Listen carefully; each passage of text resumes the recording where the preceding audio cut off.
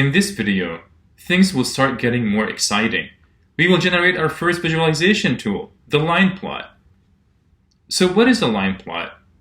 As its name suggests, it is a plot in the form of a series of data points connected by straight line segments. It is one of the most basic type of chart and is common in many fields, not just data science. The more important question is when to use line plots. The best use case for a line plot is when you have a continuous data set and you're interested in visualizing the data over a period of time. As an example, say we're interested in the trend of immigrants from Haiti to Canada. We can generate a line plot, and the resulting figure will depict the trend of Haitian immigrants to Canada from 1980 to 2013. Based on this line plot, we can then research for justifications of obvious anomalies or changes. So in this example, we see that there is a spike of immigration from Haiti to Canada in 2010. A quick Google search for major events in Haiti in 2010 would return the tragic earthquake that took place in 2010, and therefore this influx of immigration to Canada was mainly due to that tragic earthquake. Okay, now how can we generate this line plot? Before we go over the code to do that, let's do a quick recap of our data set. Each row represents a country and contains metadata about the country, such as where it is located geographically and whether it is developing or developed. Each row also contains numerical figures of annual immigration from that country to Canada from 1980 to 2013.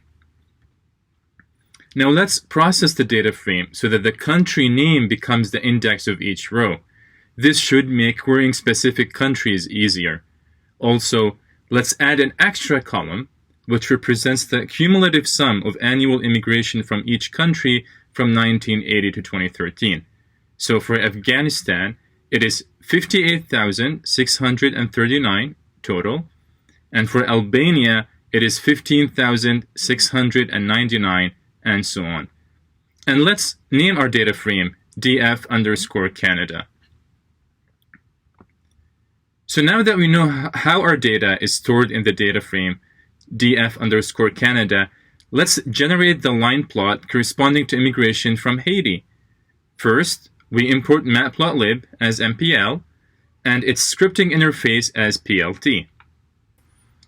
Then we call the plot function on the row corresponding to Haiti, and we set kind equals line to generate a line plot.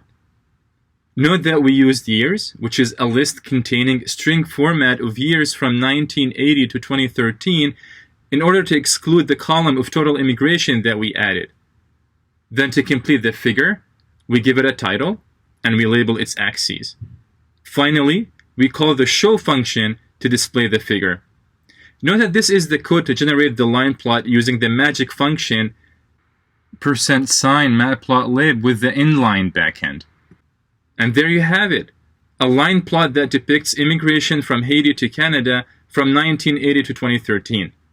In the lab session, we explore line plots in more details, so make sure to complete this module's lab session. This concludes our video on line plots. I'll see you in the next video.